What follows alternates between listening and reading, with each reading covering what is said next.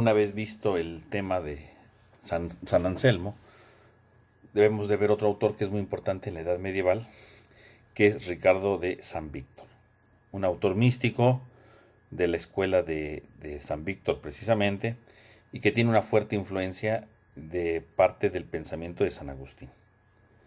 Cuando hablamos nosotros del pensamiento trinitario de San Víctor, pues tiene una obra que es fundamental, que es la obra del De Trinitate.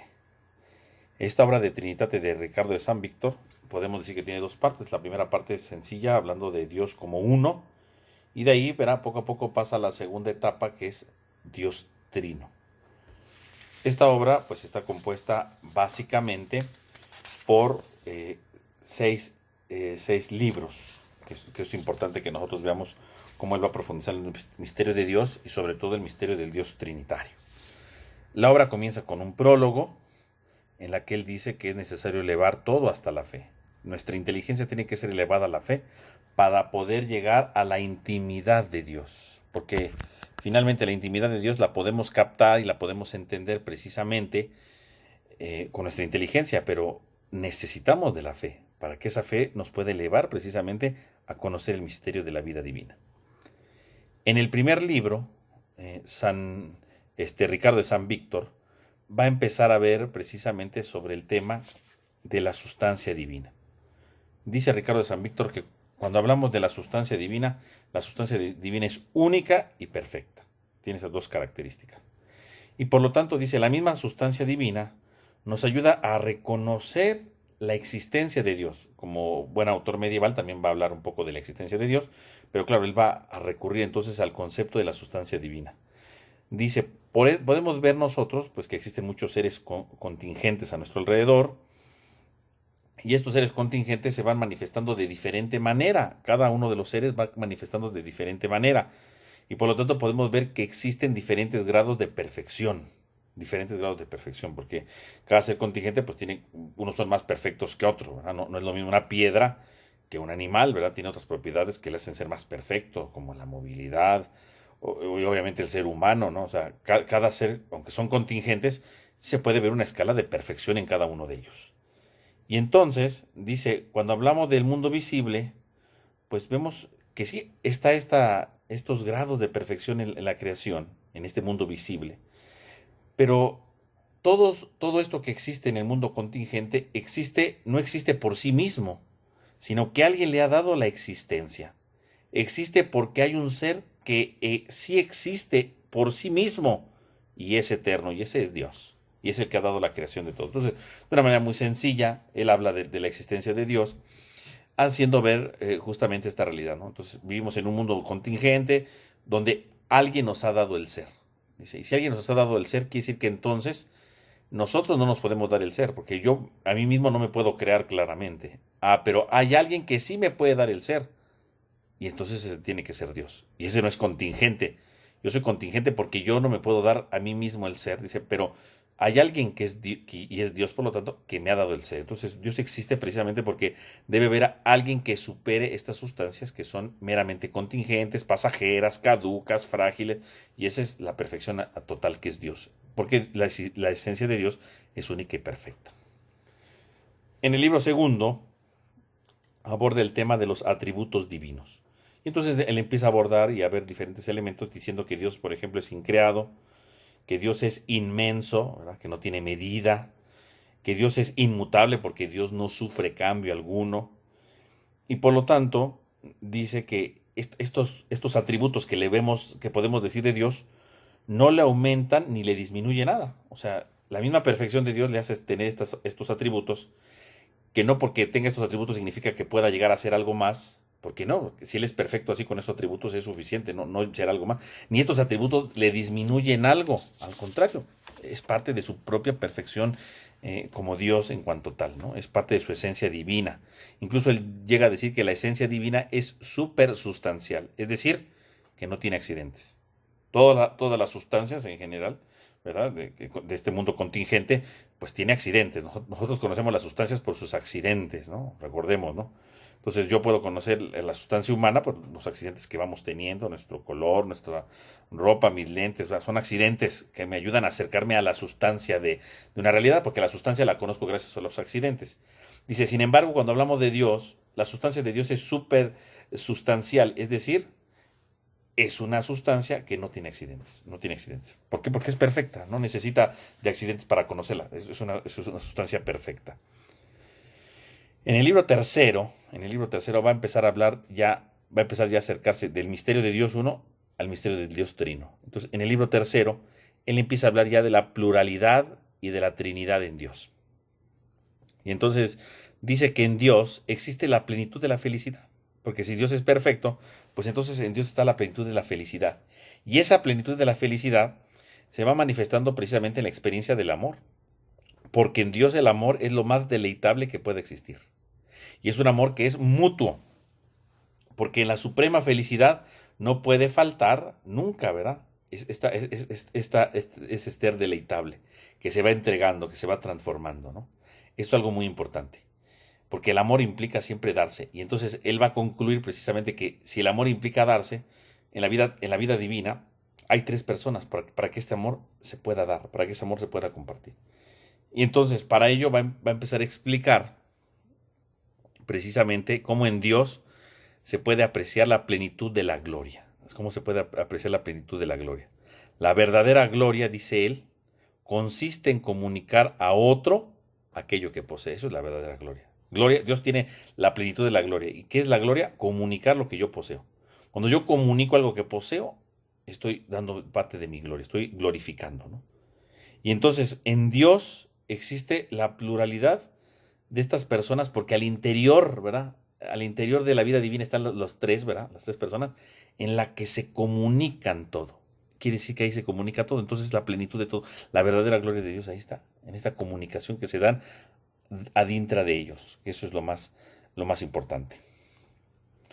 Y luego, ¿verdad? Dice Ricardo de San Víctor, dice que debemos de ver que dentro de la vida trinitaria hay una igualdad y una unidad en la pluralidad. Una igualdad y una unidad en la pluralidad.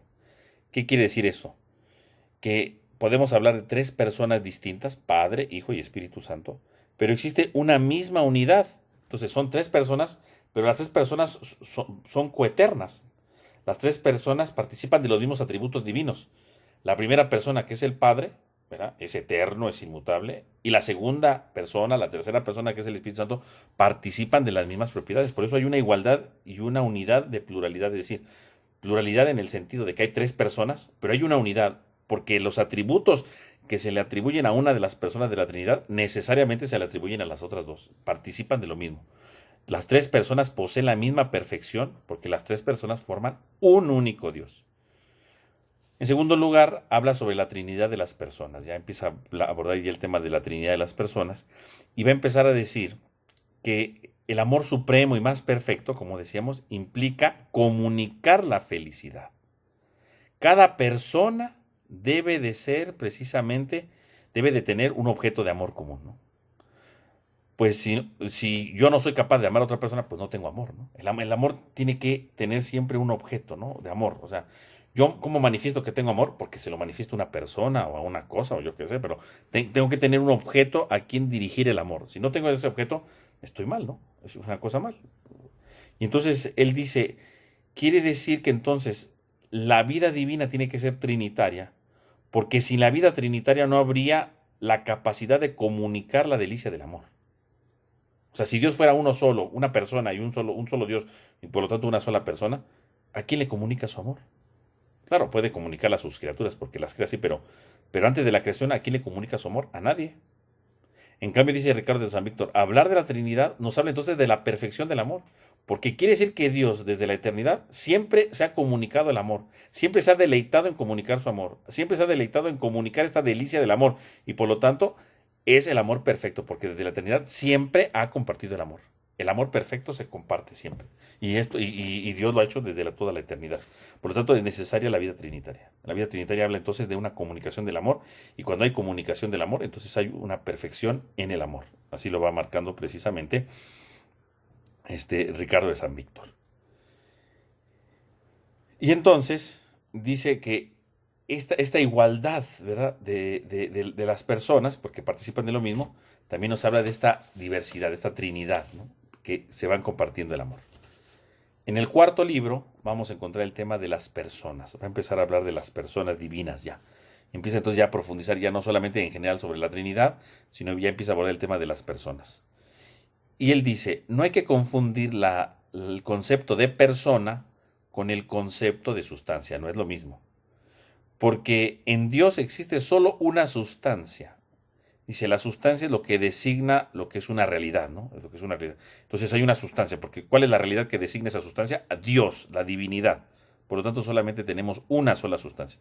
En cambio, cuando hablamos de persona, este concepto designa quién es un individuo o quién es el individuo. Entonces quiere decir que yo puedo distinguir algo individual.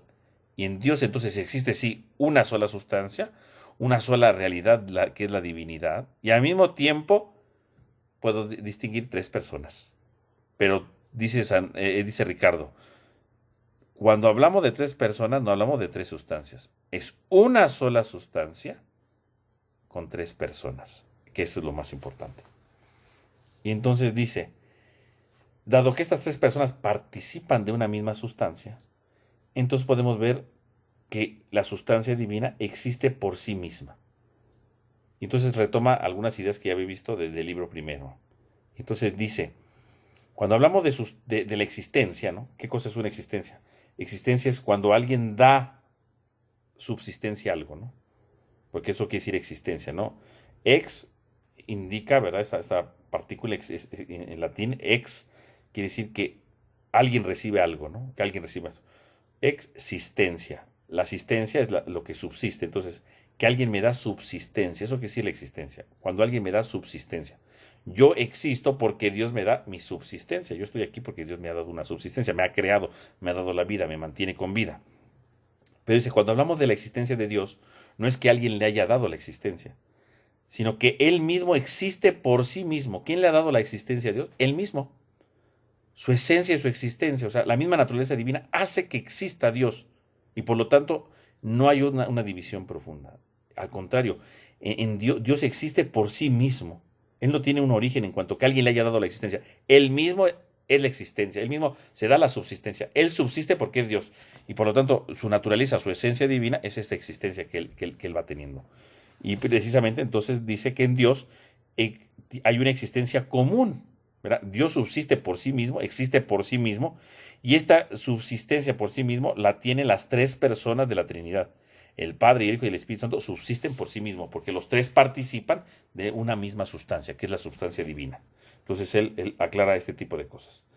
Dice, y cuando hablamos de tres personas en Dios, debemos de ver entonces que estas tres personas, ¿verdad?, son aquellas que están también dotadas de razón, según su propia identidad, que es incomunicable, ¿no? Entonces aborda un poco el tema de la persona, dice, no se comunica, o sea, no se puede confundir el Padre con el Hijo, ni el Hijo con el Espíritu, no se confunde, tiene su propia identidad, aunque participen de la misma sustancia, cada uno tiene su propia identidad. En el libro quinto va a abordar, ¿verdad? Ya en el libro quinto va a abordar el tema de las procesiones, ¿verdad? Va a empezar ya a abordar el tema de las procesiones. Y él dice que existen tres personas en la vida trinitaria, como dijimos, una sola sustancia, la divina, y entonces existen tres personas. Y dice Ricardo de San Víctor, estas tres personas son distintas en razón de la distinción de su origen. ¿Por qué podemos decir, porque es lo que ha estado diciendo en los otros libros, por qué podemos decir que existen tres personas y una sola sustancia y que no debemos confundirlas? Dice, ¿de dónde sacamos la idea o podemos descubrir la diferencia para ver que existen tres personas distintas? Y entonces dice Ricardo de San Víctor, estas tres personas las podemos ver su distinción precisamente por su origen, porque tienen un origen distinto. Y entonces va a empezar a analizar ya este origen de las procesiones. Y empieza él a decir que entonces una persona divina existe por sí misma, ¿no? Porque participa de la sustancia divina que existe por sí misma. Y entonces exige cada una de las personas, dice, se distinguen por su origen, claro, pero las tres, como participan de la misma sustancia, tienen la plenitud de la caridad, porque Dios es la caridad en perfección. Entonces, las tres participan de eso. Y entonces, la tercera persona de la Trinidad, ¿verdad? No solamente procede de la primera, sino también junto con la segunda, porque los tres participan de una misma sustancia, ¿no? Entonces, empieza a hablar de la procesión, dice, se pueden distinguir, pero los tres forman un solo Dios. Y los tres dan a entender que participan de las mismas realidades, participan de la misma caridad y del mismo amor de la sustancia divina. Aclarado esta idea, entonces empieza él a hablar de los nombres de las personas divinas. Y con eso va a profundizar, por un lado, en los nombres, pero también va a profundizar sobre el tema de las procesiones que ya había tratado en el libro 5. Entonces empieza a hablar del nombre de las personas partiendo de las procesiones. Dice, llamamos a alguien Padre, llamamos a alguien Hijo y a alguien Espíritu Santo dentro de la vida divina. ¿Y esto cómo lo podemos ver? Precisamente por sus procesiones. Entonces decimos, el Espíritu Santo procede del Padre y del Hijo. Procede del Padre y del Hijo.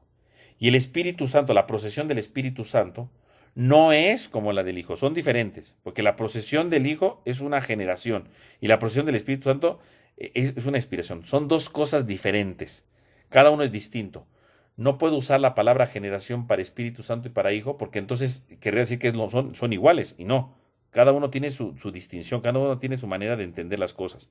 Entonces la procesión del Hijo es la comunicación de la grandeza de la fuerza, igual que la del Espíritu Santo que va comunicando el amor. Entonces, dice, cada uno tiene sus características. Y entonces dice, cada procesión, por lo tanto, da una identidad precisamente a la vida trinitaria. Y entonces esto nos ayuda a ver la identidad de cada una de las personas, con los nombres que se le pueden dar. Entonces, por ejemplo, dice, usamos el nombre de Padre para hablar como el origen de todo, ¿no? El sentido de todo. Y Él es el que tiene todo el poder. Dice, nosotros atribuimos al Padre, desde nuestro lenguaje, porque nuestro lenguaje es limitado, le atribuimos al Padre el poder. Al Hijo, por ejemplo, le atribuimos la sabiduría. Al Espíritu Santo le atribuimos la bondad. Los tres son un solo Dios, claro. Pero de manera inteligible para nosotros tratamos de atribuirle nombres, precisamente para comprender mejor el misterio, para acercarnos un poco al misterio de la vida divina. Y entonces dice, solamente el Hijo es generado y solo Él. Y puede ser llamado imagen del Padre. Solamente el Hijo. El Hijo es la imagen del Padre. El Espíritu Santo no puede, ni es generado, ni puede ser llamado imagen del Padre. Solo el Hijo es el Verbo. El Espíritu Santo no. En cambio, cuando hablamos del Espíritu Santo, dice, solamente Él puede ser llamado imagen del Hijo. Él le pone este nombre, ¿no? Dice, el Espíritu Santo es la imagen del Hijo. Dice, pues, aunque todo lo recibe como el Hijo, el Espíritu Santo lo hace por medio de una expiración. Por lo tanto, a él no podemos decir que el Espíritu Santo es generado, sino que el Espíritu Santo debe de ser expirado, que de alguna manera, ya lo hemos dicho en los otros videos, y de alguna manera también lo vimos cuando explicamos ya desde San Basilio, ¿no? La idea de la expiración, ¿no? Generado, ¿verdad? El Hijo es generado como la palabra que es generada, y expirado, ¿verdad? Porque cuando yo pronuncio palabras sale como un aliento, ¿no? Y este aliento es lo que llamamos la expiración. Y eso le corresponde al Espíritu Santo. Mientras que la palabra es generada, ¿verdad? El sonido que sale de mi voz es generada. Eso le corresponde al Hijo. Son dos cosas distintas. Entonces dice, tenemos que ser muy precisos en los nombres Padre, Hijo y Espíritu Santo, que van relacionados, por supuesto, con sus procesiones, que nos ayudan a entender un poco el misterio de la Trinidad. Y así como los nombres que se le van atribuyendo para seguir profundizando en el misterio trinitario. Por lo tanto, podemos ver cómo Ricardo de San Víctor trata de dar ya un elemento primordial para poder conocer con mayor fuerza y con mayor claridad el misterio de la Trinidad. Entonces podemos decir que Ricardo de San Víctor da este gran aporte a la reflexión del misterio trinitario. Y entonces debemos de concluir esta idea de Ricardo de San Víctor, viendo precisamente que esta síntesis personal que él hace en esta obra toma, como lo decíamos al principio, toma como clave de presentación del misterio trinitario el amor, lo que decíamos, ¿no? El amor que se comparte, ¿no? El amor pleno, el amor completo. Por lo tanto, para Ricardo de San Víctor, ¿verdad? Debemos de ver entonces este rigor, este gran vigor intelectual que tiene, y ver cómo precisamente va a ayudar a profundizar en el misterio trinitario a partir del concepto del amor, ¿no? De la caridad. Obviamente, Ricardo de San Víctor va a ver este tema del amor, porque la base de todo, ¿cuál es? Por un lado, sí, el pensamiento de San Agustín, Pero la base de todo es la carta de San Juan. Dios es amor. Entonces, si Dios es amor, ¿en qué sentido es amor? En el sentido que lo comparte, en el sentido que se da. Y entonces ahí es donde podemos hablar de una pluralidad, ¿no? De personas, de tres personas que existen en la vida trinitaria. ¿Por qué?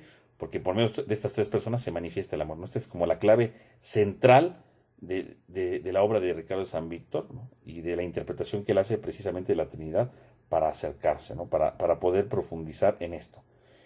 Y obviamente esto va a dar pie para ver la demostración de la existencia de una sustancia suprema, de esta sustancia perfecta que se caracteriza por el amor, ¿no? Esto es algo muy importante para que ustedes lo vayan considerando, ¿no? Entonces tenemos aquí una idea general de parte de este autor. Con esto terminaríamos entonces la idea de este autor. Y ya para la próxima semana, aparte del examen que van a tener, vamos a contemplar también eh, ahora el pensamiento de Santo Tomás de Aquino, que quizás es el grande autor que va a dar plenitud y que va a darle sentido al misterio trinitario, porque finalmente lo va a poder él sistematizar totalmente. Ya con lo que ha dicho San Agustín es un gran punto, ¿no? Que decíamos que tiene gran influencia en la Edad Media, lo vimos ya de alguna manera con San Anselmo, lo vimos ahorita con Ricardo de San Víctor, incluso, aunque no lo vimos, ¿verdad? También influye en San Buenaventura, pero cuando llegue Santo Tomás de Aquino, que sí tiene toda la influencia de San Agustín, va a poder él darle una sistematización y él es el que va a dar el sentido al misterio trinitario. Entonces, a partir de aquí entonces, tenemos que profundizar bien el concepto de la Trinidad de Santo Tomás de Aquino porque va a dar grandes aportes para conocerlo, pero eso ya lo veremos la próxima semana en los próximos videos.